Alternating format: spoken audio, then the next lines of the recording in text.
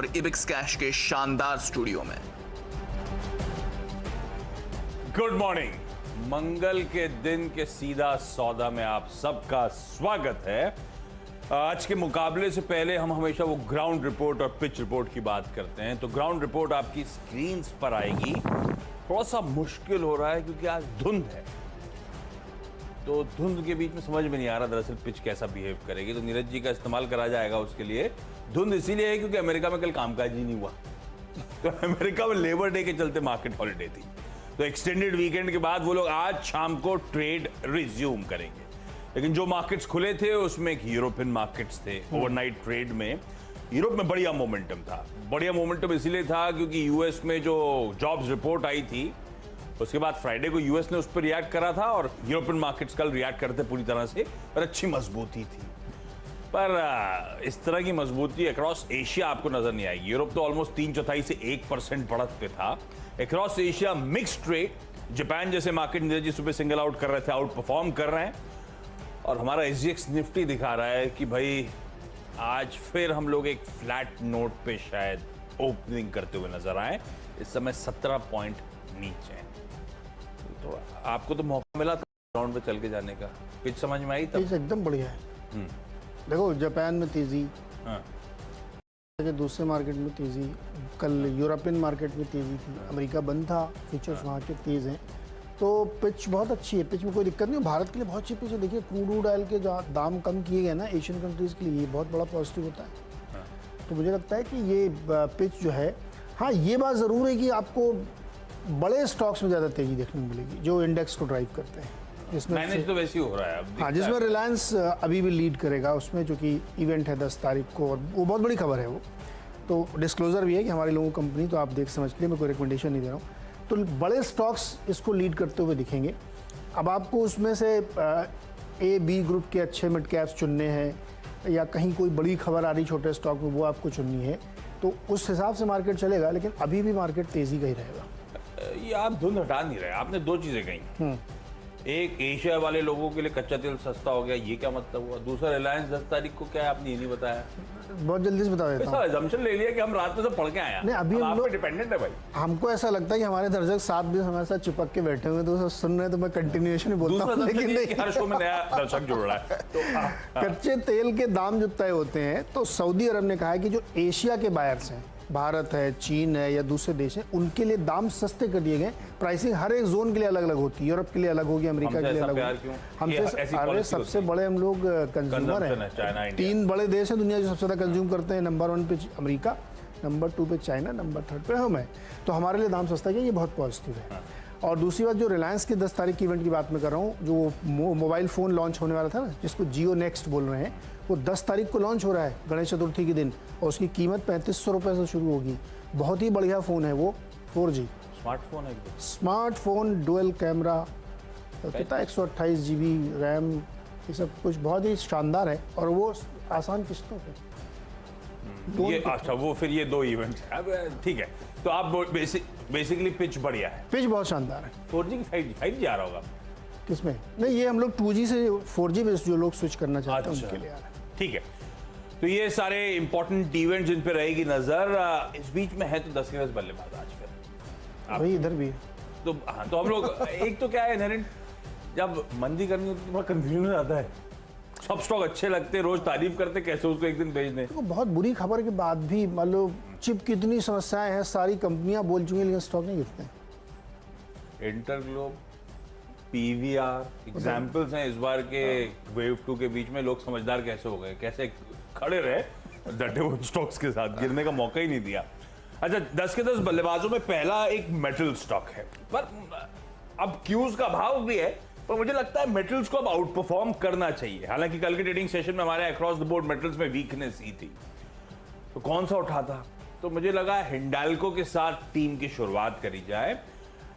ये जो जापान की तेजी की बात नीरज जी कर रहे हैं, एशिया में सुबुगाहट ये भी है कि जापान और चाइना एक और स्टिमुलस की तैयारी कर रहे हैं, इसलिए भी आउट परफॉर्मेंस मार्केट्स में अब होगा नहीं होगा पता नहीं। मेटल्स के लिए एक टेलविंड शायद बनती हुई नजर आए। वैसे भी चाइना फैक्टर के चलते मेटल्स एक्स ऑफ चाइना बेहतर कर रहे हैं, करने चाहिए होपफुली। और अब अगर इस तरह की कोई सुबुगाहट है तो मुझे लगता है अच्छा मूव आना चाहिए। 480 485 तक के ये एग्रेसिव टारगेट्स हो गए। लार्ज कैप स्टॉक है, आप हर टिक के साथ अपने ट्रेल करें स्टॉप लॉसेस को। टीम को ऐसे ही अप्रोच भी करना है आज के लिए। नजारा टेक्नोलॉजीज, कुछ चीजें होती हैं जो शायद अगर कर सकते तो पोर्टफोलियोज में एक्सपोजर होते हैं, तो मुझे लगता है नजारा इसीलिए हमेशा प्रीमियम कमांड करेगा, क्योंकि हमारे यहाँ इकलौती ऐसी गेमिंग कंपनी है जो लिस्टेड है। नजारा की एनुअल रिपोर्ट को पढ़ने के बाद ब्रोकरेजेस की अपडेट्स आए। गेमिंग इंडस्ट्री जो है भारत की $1.5 बिलियन की है और 31% CAGR से ग्रो कर रही है। इस दर से इंडस्ट्री ग्रो कर रही है, जिसमें नजारा एक बहुत प्रोमिनेंट प्लेयर है। कहा जा रहा है 2023 तक, 21 पे हम खड़े, 23 तक इंडस्ट्री बढ़कर $3.5 बिलियन की हो जाएगी। नजारा, वो जो फ्रेंड्स ऑफ नजारा नेटवर्क है उस पर फोकस करेगा। फ्रेंड्स ऑफ नजारा क्या था, जैसे विप्रो कहता था टक इन एक्विजिशंस करेंगे हम लोग, स्ट्रिंग ऑफ पर्ल्स, इनका नाम है फ्रेंड्स ऑफ नजारा। तो छोटे छोटे टक इन एक्विजिशंस कंपनियों के एक्वायर करेंगे, जो कंपनी ऑलरेडी गेमिंग में उतर चुकी हैं, उनको एक्वायर करने के सिलसिले के आगे भी फोकस रहेगा। तो ये कंपनी दरअसल मार्केट शेयर गेन्स, ये कंपनी दरअसल टॉप लाइन बूस्ट करने पे लार्जली फोकस कर रही है। मुझे लगता है अच्छा मोमेंटम आना चाहिए। 1856 पे धीरे धीरे करके अपटिक्स के लिए इवेंचुअली जो शेयर टारगेट्स आपकी स्क्रीन में, यहां तक स्टॉक पहुंचना चाहिए आने वाले दिनों में, लेकिन आप ट्रेडिंग के लिहाज से चलिए। वीएसटी टिलर जो है अफ्रीकन सफारी पे चला गया है। अफ्रीकन सफारी इसलिए कह रहा हूं क्योंकि ये कंपनी ने सदर्न अफ्रीका में करार करा, एक एग्रीमेंट करा एक्सपोर्ट ट्रेडिंग ग्रुप के साथ। तो अब अपने ये tractors, power tillers, power reapers, diesel engines वगैरह साउथ अफ्रीकन मार्केट, जिसमें साउथ अफ्रीका हो गया, Namibia, Botswana, Zimbabwe, Swaziland, Zambia, इस सब ज्योग्राफीज में अब अपने प्रोडक्ट्स मार्केट करता हुआ नजर आएगा उस जॉइंट वेंचर के थ्रू। ये हमेशा वैसे प्रीमियम कमांड कर रहा है, अच्छा मोमेंटम रहा है, बाजार से अछूता अपने ईयर हाइस के आसपास खड़ा हुआ है। फिर भी मुझे लगता है अच्छी खबर, 2700-2750 के जोन की अप्रोच करने के मौके। चलिए, खरीदारी पे ही पूरा फोकस हमारा भी है। शिपिंग कंपनीज हमने लिए, 3 दिखा दीजिएगा, खबर बता देता हूँ। SCI, GE शिपिंग और श्रेयास शिपिंग। कल एक रिपोर्ट पेश की, किसने पेश की? इंडियन पोर्ट्स एसोसिएशन ने। और उनका ये रिपोर्ट में ये बताया गया कि अगस्त के महीने में जो पोर्ट पे ट्रैफिक था उसमें 11.5% की उछाल आई है। 5.75 करोड़ टन का ये हुआ। और ताज़ा रिपोर्ट भी बता रही कि वहाँ पे इतना ज़्यादा कंजेशन है पोर्ट्स पे, क्योंकि शिपिंग लाइन नहीं है। वही पुरानी कहानी, चिप है कम तो शिप है कम। तो इस वजह से पोर्ट पे बहुत ज़्यादा कंजेशन हो गया है। तो इससे क्या होता है कंजेशन से ये होता है कि प्रीमियमाइजेशन हो जाता है, बहुत तगड़ा प्रीमियम लगता है कंटेनर पे, और डॉलर्स में जब लगता है तो बहुत मैसिव पड़ता है। तो इसलिए जो शिपिंग कंपनीज हैं उनको इसका बेनिफिट होता है। और ये खबर हम लोगों ने कई बार बताई, हालांकि बाल्टिक ड्राई इंडेक्स कितने सालों के हाईस पे चल रहा था, उसके बाद ये जो कंटेनर प्रीमियम शुरू हुआ, और चाइनीज़ कंपनीज़ ने भी काफ़ी बदमाशी करी है, क्योंकि वो अपनी शिपिंग लाइंस नहीं दे रहे थे, और इसलिए क्योंकि वो नहीं चाहते थे कि इतनी तेज़ी से कोई एक्सपोर्ट ग्रो हो। ऐसी खबरें आपने पढ़ी होंगी, लेकिन फैक्चुअल पोजीशन ये है कि बहुत कंजेशन है दुनिया भर के पोर्ट्स में, और उसकी वजह से कंटेनर प्रीमियम है और शिपिंग कंपनीज को इसका गजब का गेन हो रहा है।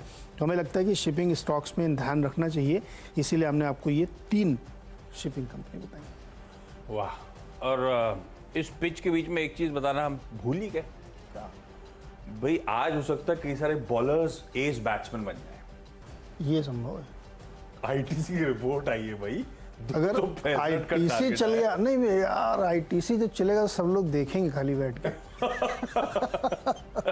तो अच्छी रिपोर्ट, खैर उस पर आगे बातचीत होगी। सीएलएसए की रिपोर्ट है, टिकर टीम ने चलाना शुरू कर दिया नीचे।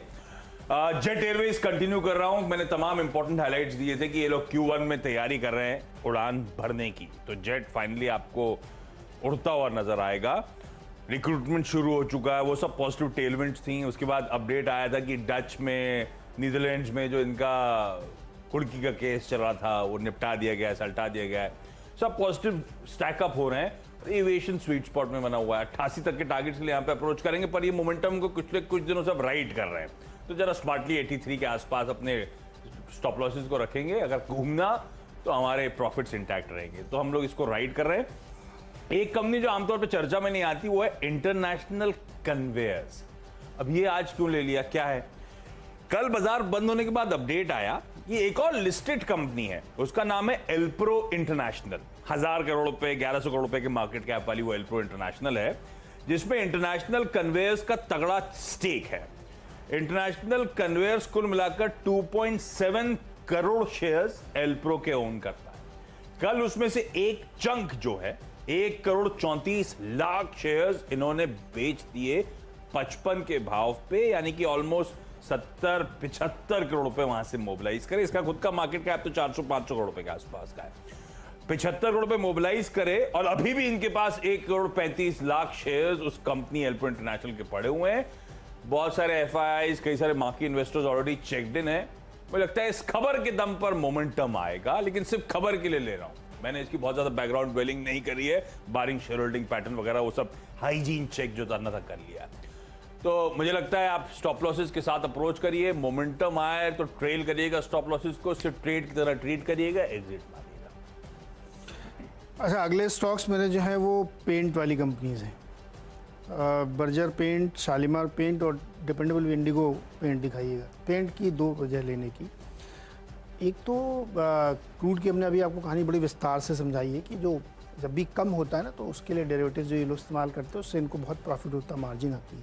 पिछले 2-3 दिनों से आपने गौर किया होगा रियल एस्टेट में बड़ी बम्पर तेज़ी देखने को मिल रही है। तो ये उसकी एंसेलरी कंपनीज होती हैं, मतलब एंसेल रही है, तो ये सारे इंडिकेट कर रहे हैं कि पेंट कंपनियों में तेज़ी मिलेगी। और मेरी बात को देखिए, मैंने तो टीम कल रात में बनाई थी, साबित आज सुबह हुई। एशियन पेंट का टारगेट 3600 रुपये आया है, मुझे नहीं पता था। देखो सो पेंट कंपनीज में नज़र रखिएगा, ऑर्गेनाइज पेंट कंपनीज में ध्यान रखिएगा, बहुत बड़ी तेज़ी यहाँ पे अभी भी चलती रहेगी। तो इसलिए डिपेंडेबल के साथ ही तीनों कंपनी पेंट की।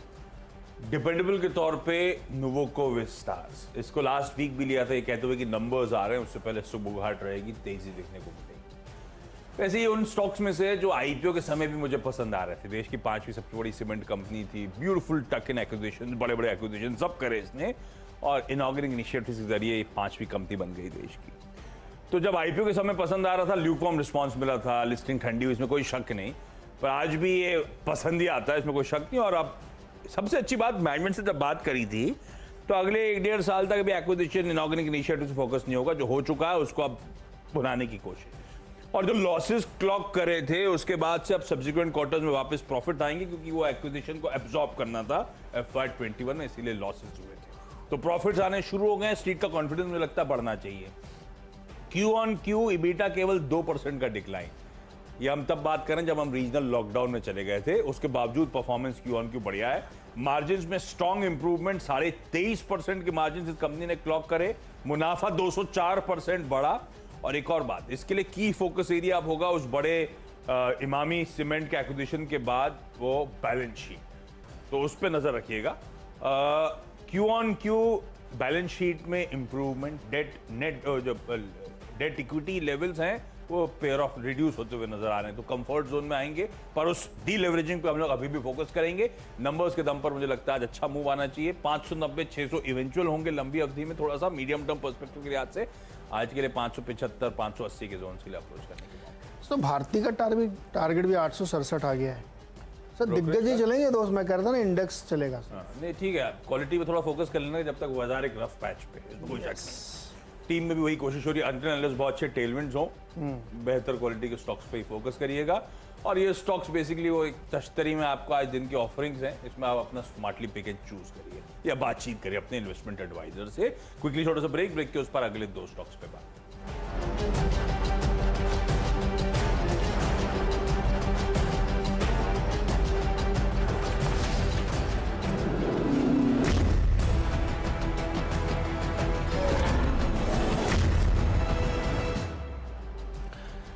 स्वागत है आपका CNBC आवाज के इबिक्स कैश स्टूडियो से। अब बढ़ते हैं आगे फ्री हिट और पिंच हिटर की तरफ। नियोजन केमिकल, इस कंपनी ने अपडेट दिया है कल कि दहेज SEZ में इनका जो एक प्लांट लगा है उसका फेज़ 1 कमर्शियली प्रोडक्शन शुरू कर चुका है। ऑर्गेनिक केमिकल वहाँ पे फुल स्केल पे बनेंगे और ये 6 सितंबर यानी बीते कल से ऑपरेशनल हुआ। तो ये अपडेट है, ध्यान रखिएगा। जब भी कोई एक्सपेंशन होता, कमर्शियल प्रोडक्शन शुरू होता, तो फिर वो अगले क्वार्टर से बैलेंस शीट में दिखने लगता है। पेनासिया बायो इन्होंने कल अपडेट दिया है कि जो RDIF के साथ इनको मिलके एक वैक्सीन बनानी थी, उसकी 1 मिलियन डोज 10 लाख करीब जिसको कहते हैं कि डोजेज हो गई, वो उन्होंने स्पुतनिक की बना के भारतीय बाज़ारों में दे दी है। यानी कमर्शियल प्रोडक्शन इसका भी ऑफिशियली चल चुका है। दो फार्मास्यूटिकल बेट्स, फार्मास्यूटिकल स्पेसिफिकली इसीलिए क्योंकि हम सब बार बार कह रहा हूँ मैं, रफ पैच हिट कर गया है, तो बजाय कि हम लोग पहले से बेट करें कि बाजार का क्या मूव होगा, मुझे लगता है अपनी कंफर्ट पॉकेट्स में दाव लगाना ज्यादा बेहतर है। और स्ट्रेंथ नजर आ रही है, दिवीज लैबोरेटरीज आपकी स्क्रीन पर है, देखिए किस तरह की स्ट्रेंथ है। कंसोलिडेशन के बाद क्या मूव पकड़ना शुरू करा है स्टॉक ने। ये स्टॉक पीछे देखेंगे चार्ट तो डर जाएंगे कि और कितना चलेगा, लेकिन जिस तरह के फंडामेंटल्स हैं, जिस तरह की स्ट्रीट बेट कर रही है, जिस तरह सबको पसंद आता है, वो लगता है सिग्निफिकेंट अपसाइड्स बनने चाहिए। तो कंफर्ट जोन में है, चार्ट्स पे मोमेंटम स्ट्रांग है, इसीलिए खरीदारी करने का मन 5350। और जब फार्मास्यूटिकल्स पे नजर डाल ही रहा था तो बहुत दिनों बाद अमृतांजन नजर आया। अमृतांजन में कुछ नहीं हो रहा है, बहुत बड़े कंसोलिडेशन में ये स्टॉक आ चुका है। मुझे लगता है अच्छे जोन्स हैं एक्यूमुलेट करने के या फिर खरीदारी करने के। एक्यूमुलेशन अलग छोड़ दीजिए, आज ट्रेडिंग का मन है 740 तक के लेवल्स के लिए यहाँ पे अप्रोच करेंगे। इस नोट पर क्विकली छोटा सा ब्रेक के उस पार अगले दो स्टॉक्स हम दोनों की टीम्स के और साथ में टीम्स का एक क्विक रैप अप।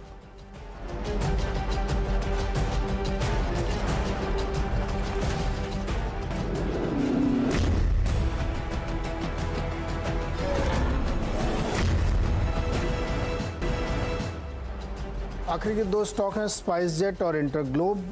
रिपोर्ट आई कि 31% ट्रैफिक बढ़ा है अगस्त में और ये कंटिन्यू रहेगा, तो इन दोनों शेयरों में खरीदारी की जा सकती है। ऐसे ही दो स्टॉक्स जुड़े हुए हैं, टेक्स रेल और टीटागढ़ वैगन्स।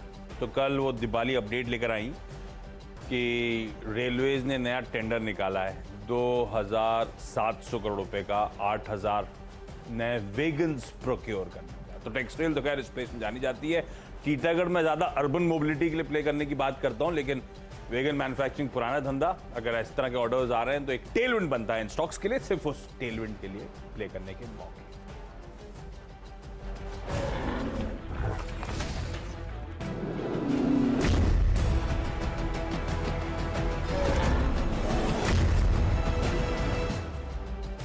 क्विकली मेरी 10 की टीम आप लोगों की स्क्रीन पर आएगी। 10 के 10 बाय कॉल्स, हिंडाल्को वो ग्लोबल टेलविंड्स, नजारा टेक स्वीट स्पॉट में इंडस्ट्री, वीएसटी टेलर्स जो अफ्रीकन सफारी पे चला गया, जेट एयरवेज कंटिन्यू करता हुआ टीम पे। ये इंटरनेशनल कन्वेयर्स सिर्फ कल के न्यूज पैक के चलते डिपेंडेबल के तौर पे था। नुवोको विस्टास अपने Q1 नंबर्स के बाद दिवीज लैब और अमृतांजन में खरीदारी करने का मन था, और फाइनली वो जो टेंडर निकाल रही रेलवे वेगन प्रोक्योरमेंट के लिए, टेक्स रेल और टीटागढ़। बिल्कुल बाइंग पे फोकस, और बहुत सारी खबरें थी, लेकिन उनके बीच में पेंट कंपनियों पे दिमाग इसलिए गया क्योंकि एशियन मार्केट के लिए क्रूड सस्ता हुआ है। साथ ही बहुत अच्छी रिपोर्ट्स आप एशियन पेंट के लिए देखें तो बर्जर, शालीमार और इंडिगो पेंट्स। शिपिंग के इसलिए क्योंकि पोर्ट का जो इंडियन पोर्ट एसोसिएशन ने डेटा रिलीज़ किया है कि अगस्त महीने में बहुत ज़्यादा ट्रैफिक है और आगे भी कंटिन्यू रहेगा, तो प्रीमियमाइजेशन होगा, इसलिए शिपिंग कॉरपोरेशन, जी और श्राज शिपिंग। पेनासिया बायो ने अपने नए प्लांट के बारे में बताया है, तो उसमें ध्यान रखिएगा। नियोजन ने भी हुआ है और स्पुतनिक का प्रोडक्शन भी पेनासिया ने शुरू कर दिया है। स्पाइसजेट और इंटरग्लोब इसलिए क्योंकि ट्रैफिक अगस्त में 31% बढ़ा है और ये कंटिन्यू रहने की पूरी संभावना है।